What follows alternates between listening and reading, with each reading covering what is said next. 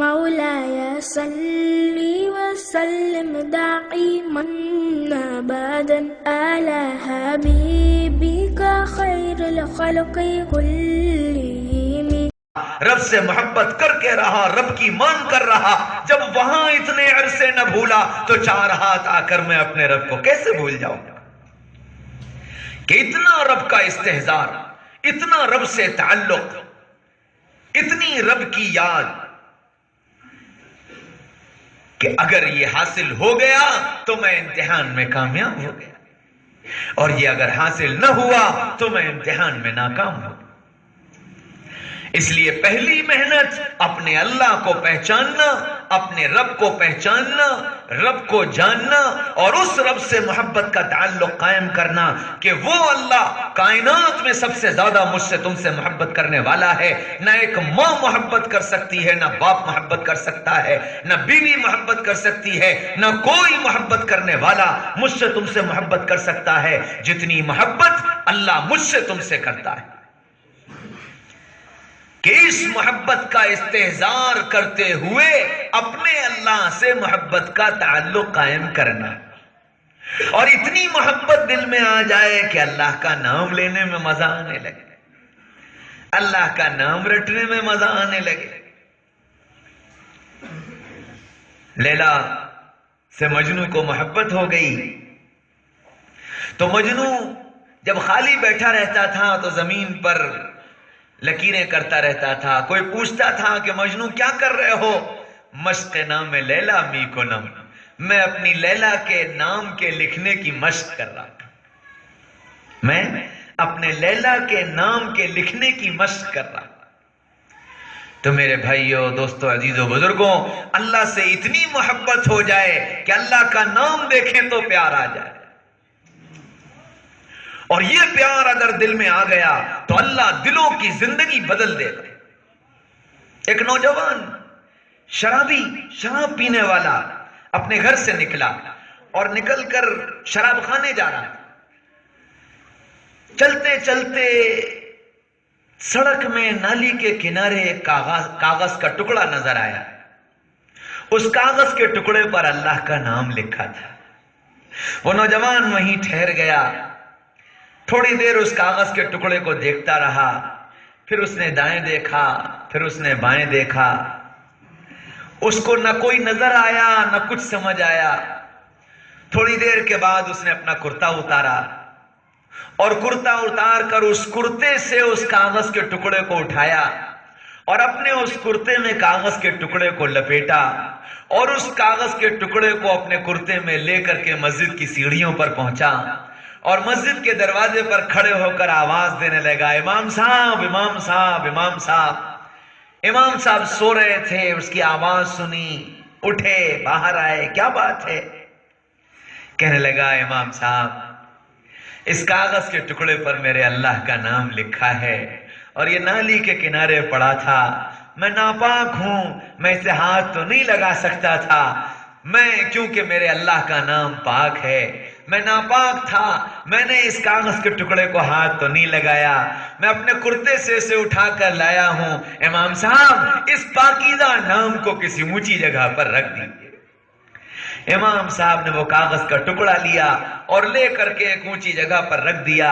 وہ شرابی زینوں سے اترا اور اتر کر کے شراب خانے کی طرف چلا گیا.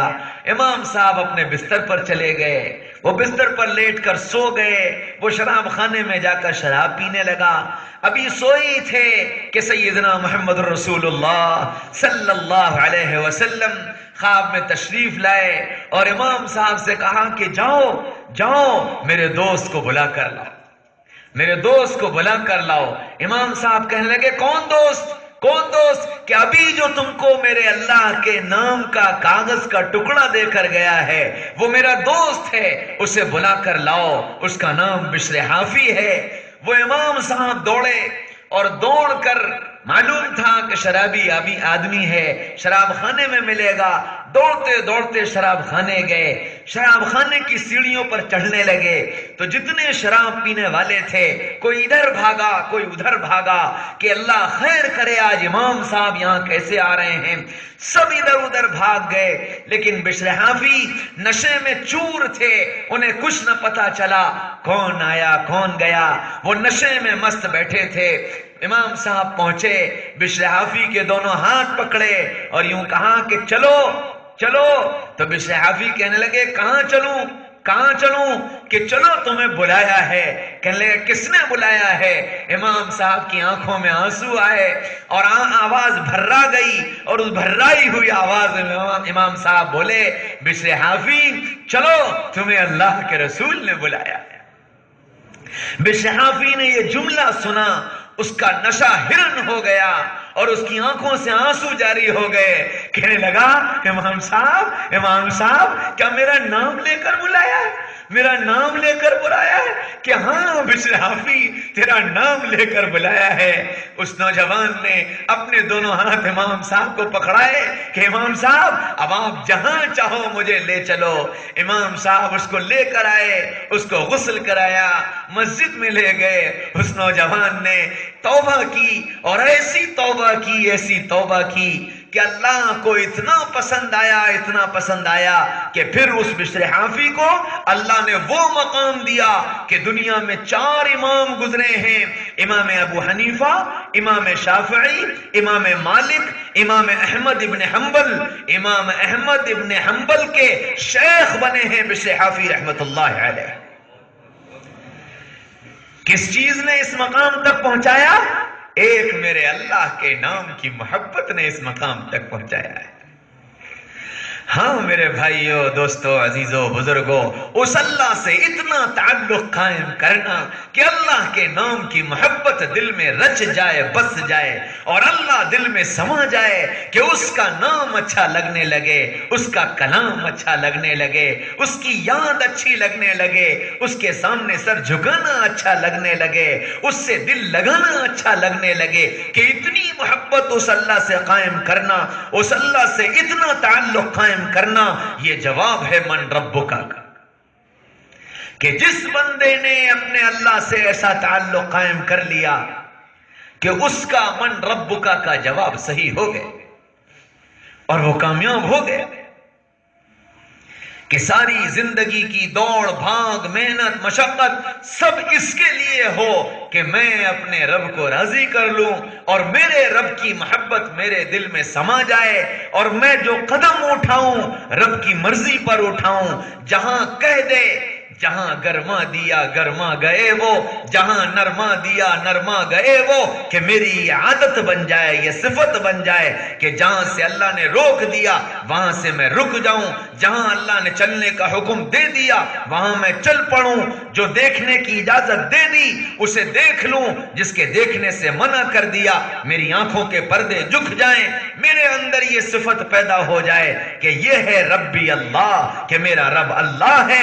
اس استحضار کے ساتھ اللہ کو رب جاننا اور ماننا، اور اس طرح اپنے اللہ سے تعلق قائم کرنا کہ جس وقت اللہ کا کلام پڑھا جائے، جس وقت اللہ کا کلام میرے سامنے کھلے، اس وقت میرے دل میں اللہ کی محبت جوش مارنے لگے۔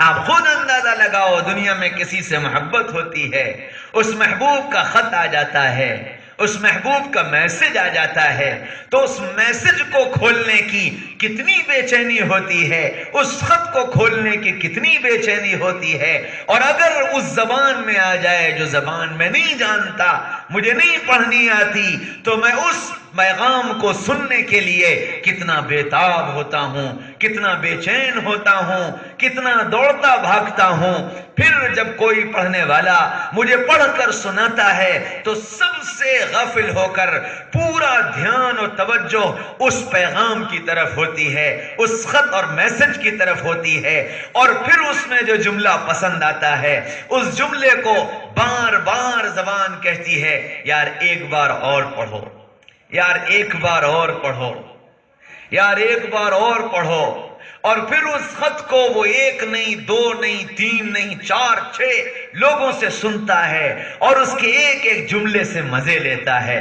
میرے محبوب نے مجھے یہ لکھا، میرے محبوب نے مجھے یہ لکھا، میرے محبوب نے مجھے یہ لکھا. اور پھر جب وہ رات کو اپنے بستر پر لیٹتا ہے تو لیٹ کر کے ان جملوں کو دہراتا ہے کہ 4تھی لائن میں یہ لکھا تھا، 8ویں لائن میں یہ لکھا تھا، اور یہ جملہ لکھا تھا، اور یہ جملہ لکھا تھا. میرے بھائیوں میرے بھائیوں میرے بھائیوں، اللہ مجھ سے تم سے پیار کرتا ہے، اور اس پیار کرنے والے نے میرے تمہارے نام یہ قرآن محبت نامہ بنا کر بھیجا ہے. میرے بندوں، میرا محبت نامہ تمہارے پاس آیا ہے. پھر یہ محبت کرنے والا یوں کہے کہ مجھے پڑھنا نہیں آتا، میں جانتا نہیں ہوں، مجھے ٹائم نہیں ملتا، دادا پڑھے ہوئے تھے، دادی پڑھی ہوئی تھی، گھر میں کوئی پڑھا ہوا نہیں ہے، کیسے پڑھوں، دکان جانا ہوتا ہے، کاروبار ہے، بیوی ہے، بچے ہیں، میرے پاس وقت نہیں ہے. میرے بھائیوں میرے بھائیوں میرے بھائیوں، یہ وہ کہہ سکتا ہے جس کے دل میں محبت کی آگ نہیں لگی ہے. ورنہ جس دل میں اللہ کی محبت پیدا ہو جائے اس دل کو چین نہیں آ سکتا جب تک کہ اپنے محبوب کے کلام کو اٹھا کر پڑھ نہ لے، دیکھ نہ لے، چوم نہ لے، سمجھ نہ لے، چین نہیں آ سکتا. میرے بھائیوں، دوستو، عزیزوں، بزرگوں، پھر میں کیسا اللہ کا ماننے والا، پھر میں کیسا اللہ سے محبت کرنے والا، پھر میں کیسا اللہ سے تعلق رکھنے والا ہوں کہ میں نے قرآن نہیں پڑھا اور اس کے نہ پڑھنے کا مجھے کوئی افسوس نہیں، اور پھر اس کی مجھے کوئی فکر نہیں کہ میں اللہ کا کلام پڑھتا، اس کو سیکھتا، اس کو سمجھتا. میرے نوجوان اور میرے بزرگ مجھے معاف کریں، اس وقت تو حال یہ ہے کہ جو پڑھے ہوئے ہیں ان کا حال یہ ہے کہ ہفتوں گزر جاتے ہیں، قرآن اٹھانے کا وقت نہیں ملتا. کتنی صبحیں ایسی گزر گئیں کہ قرآن ہاتھ میں نہیں آیا، کتنی راتیں ایسی گزر گئیں کہ قرآن زبان پر نہیں آیا، اور خیال بھی نہ آیا، تکلیف